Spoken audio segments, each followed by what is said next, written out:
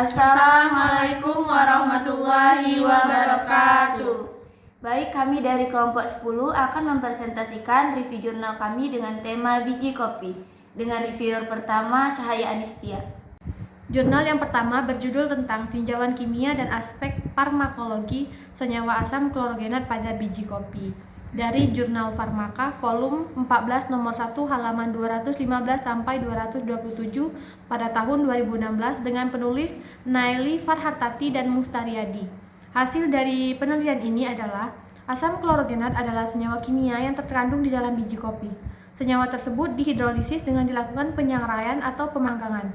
Banyaknya efek farmakologi asam klorogenat seperti antivirus hepatitis B, antihipertensi, antidiabetes sebagai antioksidan, dan hepatoprotektor dapat dijadikan sebagai alternatif dan pengembangan obat baru. Jurnal yang kedua berjudul tentang formulasi ekstrak dan biji kopi robusta dalam sediaan masker gel peel-off untuk meningkatkan kelembapan dan kehalusan kulit. Jurnal Fitofarmaka Jurnal Ilmiah Farmasi dengan volume 9 nomor 2 halaman 77 sampai 86 pada tahun 2019 dengan penulis Asri Wulandari, Erni Rustiani, Ella Nurlaila, dan Pipi Agustina. Hasil dari penelitian ini yaitu formula terbaik masker gel peel-off biji kopi robusta adalah F1 dengan konsentrasi ekstrak biji kopi robusta 2,5% yang efektif untuk meningkatkan kelembapan dan kehalusan kulit wajah. Hasil evaluasi F1 memenuhi syarat farmaseutik dengan karakteristik sediaan berwarna coklat tua, aroma khas kopi, dan tekstur sangat halus. Nilai viskositas 2581 CPS, pH 7,74, waktu mengering 18 menit dan tidak mengiritasi kulit. Jurnal yang ketiga berjudul tentang kadar asam klorogenat atau CGA dalam biji kopi Arabica, Coffea arabica asal Wamena, Papua. Jurnal Ilmiah Pendidikan Kimia Hidrogen dengan volume 3 nomor 2 halaman 313 sampai 317 pada tahun 2015 dengan penulis Septiani Mangiwa, Alwisya Putwebun, dan Putri M. Awa. Hasil dari penelitian ini yaitu menunjukkan kandungan CGA pada biji olahan dengan suhu pemanggangan 75,150 dan 2250 derajat berturut-turut adalah 6,93, 9,33, dan 7,12%, sedangkan yang tidak disangrai adalah 7,73%. Kandungan CGA terendah terdapat pada biji kopi yang disangrai pada suhu 750 derajat Celcius, sedangkan tertinggi pada suhu 1500 Celcius. Jurnal yang keempat yang berjudul tentang aktivitas antioksidan ekstrak limbah kulit ari biji kopi Coffea sp berdasarkan tingkat kepolaran pelarut. Jurnal of Natural Science dengan volume 5 nomor 1 pada halaman 21 sampai 30 pada tahun 2016 dengan penulis Agriani Marcelinda, Ahmad Ridya, dan Prisma Wiryanti. Hasil dari penelitian ini adalah hasil limbah kulit ari biji kopi ini mengandung senyawa antioksidan yang bersifat polar, semipolar, dan nonpolar. Aktivitas antioksidan IC50 limbah kulit ari biji kopi untuk ekstrak N-heksana etil asetat dan N-butanol masing-masing adalah 1182,02 ppm, 823,52 ppm, dan 556,67 ppm. Aktivitas antioksidan IC50 limbah kulit ari biji kopi pada ekstrak N-heksana etil asetat dan N-butanol bersifat sangat lemah jika dibandingkan dengan aktivitas antioksidan vitamin C. Jurnal yang kelima, penurunan kadar kafein dan asam total pada biji kopi robusta menggunakan teknologi fermentasi anaerob fakultatif dengan mikroba Nockpor MZ15. Dari Jurnal Teknologi Kimia dan Industri dengan volume 2 nomor 3 halaman 70 sampai 75 pada tahun 2013 dengan penulis Ana Farida, Evi Ristanti R, Dr. Andri Cahyokumoro STMT. Hasil dari penelitian ini adalah berdasarkan ketentuan pH Quick Reference Food Chart, batas pH makanan dan minuman adalah 4 sampai 9. Dari tabel 2 dapat dilihat pada kopi tanpa proses fermentasi ber-pH yaitu pencucian, maka penelitian ini diperoleh pH kopi yang lebih netral dibandingkan pH kopi secara umum yaitu 5 sampai 5,1 SNI 0125519992. Lebih dari 12 jam didapat pH kopi yang lebih asam, kopi hasil fermentasi tersebut masih layak dikonsumsi karena pH-nya belum mencapai 4. Baiklah, memasuki ke jurnal yang ke-6, yaitu dengan judul Jurnal Penentuan Lama Sangrai Kopi berdasarkan variasi derajat sangrai menggunakan model warna RGB pada pengelolaan citra digital atau Digital Image Processing.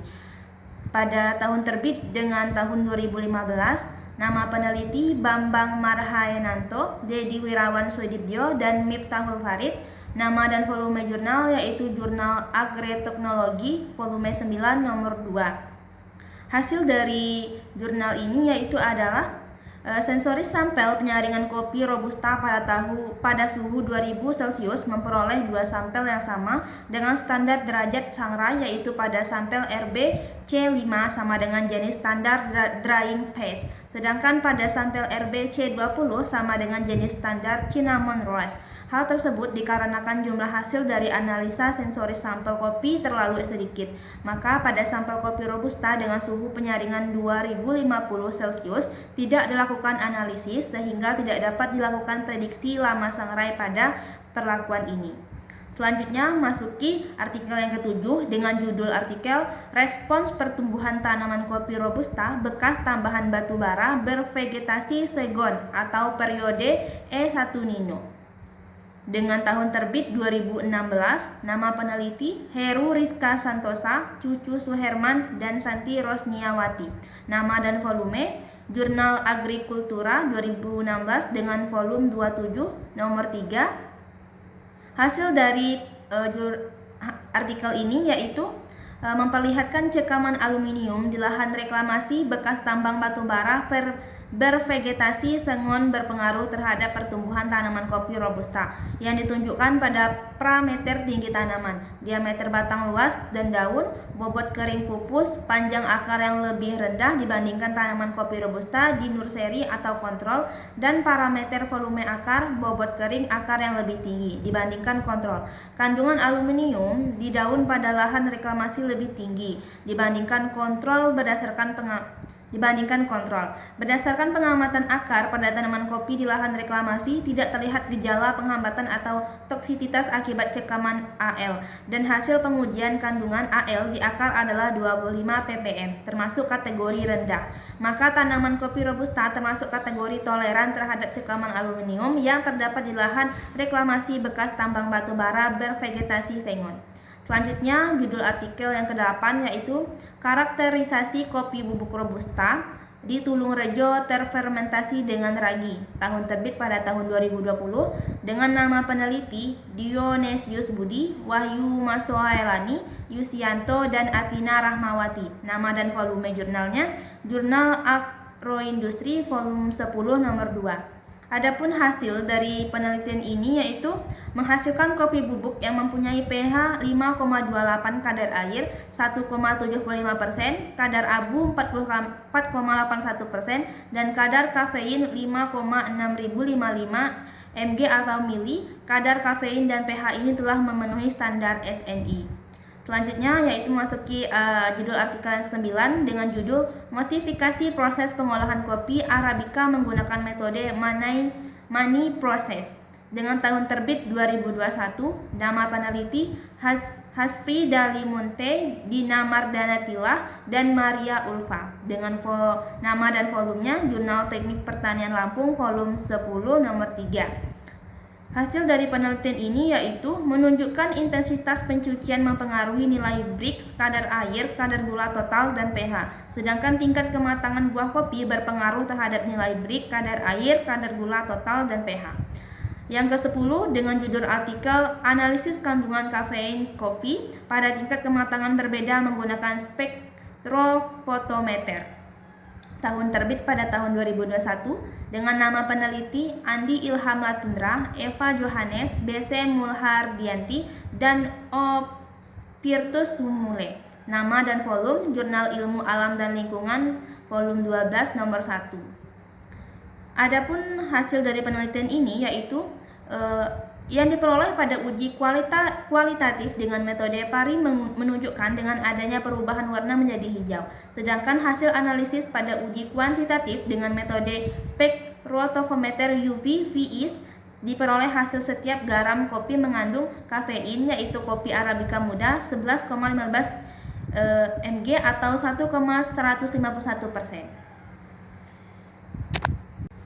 Baik, selanjutnya jurnal yang ke-11 dengan judul artikel Pengaruh Pupuk Organik Limbah Kulit Kopi atau Kopi Arabica L terhadap Pertumbuhan Bibit Kopi. Tahun terbit 2016 dengan nama dan volume Jurnal Biomil volume 2 nomor 2. Nama peneliti Ilham Falaluddin, Anita Restu Puji R, dan Lekat Hameni. Dengan hasil penelitian menunjukkan bahwa penambahan pupuk organik limbah kulit kopi 400 gram P4 memberikan efek yang nyata terhadap pertumbuhan tinggi tanaman dan lembar daun. Kemudian jurnal yang ke-12 dengan judul artikel Studi Pemanfaatan Kulit Kopi Arabica L sebagai mikroorganisme lokal atau MOL. Tahun terbit 2017, nama dan volume Agroteknik Jurnal Teknologi Industri Pertanian volume 11 nomor 1. Nama peneliti Ita Juita, Armida Mustafa, dan Risna Tamrin. Dan dengan hasil penelitian menunjukkan bahwa volume mol tertinggi diperoleh dalam minggu keempat dari 8,5 mili dan yang terendah dalam minggu pertama dari 5 mili. Mereka diperoleh dari 500 gram kulit kopi. Penentuan nitrogen, fosfor, dan positium sebagai nutrisi makro telah dilakukan. Hasil penelitian menunjukkan bahwa nitrogen tertinggi ditemukan 0,00039% pada minggu pertama, ketiga, dan keempat, dan yang terendah dalam minggu kedua dan dengan persentase 0,034%.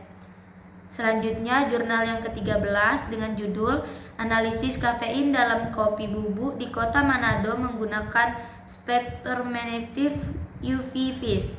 Pada tahun 2013, nama dan volume Jurnal Ilmiah Farmasi Unsrat volume 2 nomor 2. Nama peneliti Realita Kesia Maramis, yang kedua Gayatri, dan yang ketiga Fedri Wahentaun. Dengan hasil analisis dapat digambarkan bahwa peningkatan kadar kafein dipengaruhi oleh berat kopi bubuk yang digunakan. Kadar kafein dari masing-masing kopi bubuk yang beredar di Kota Manado dalam berat 1 gram, yaitu sampel A 13,81 mg, sampel kedua dengan berat 13,63 mg, sampel ketiga ada 12,33 gram, sampel keempat 10,10 mg, sampel kelima 10,13 mg, dan sampel keenam 9,3 mg. Jumlah maksimum kopi bubuk yang dapat dikonsumsi masyarakat tiap hari berdasarkan SNI adalah 9 gram kopi bubuk. Artikel ke-14, pemanfaatan limbah kulit kopi ceri menjadi keripik. Tahun terbit 2014, nama dan volume Pubah Rama, Jurnal Publikasi Pengabdian kepada Masyarakat volume 1 nomor 1, dengan nama peneliti umum Harmania, Jeff Rudianto Saranggi, Maria Purba, dan yang terakhir Muldri Pasaribu. Hasil penelitian limbah kulit kopi ceri tersebut dapat diolah menjadi keripik yang berpotensi menjadi tambahan pendapatan bagi petani kopi.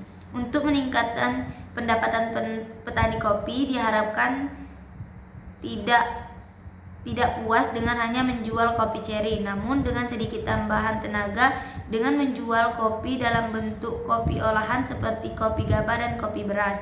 Limbah yang dihasilkan dari proses pengolahan tersebut dapat dimanfaatkan untuk membuat keripik. Melalui kegiatan pengabdian masyarakat ini dihasilkan peningkatan kapasitas petani kopi mulai dari praktik budidaya, pengolahan limbah kulit kopi ceri dan kemasan produk.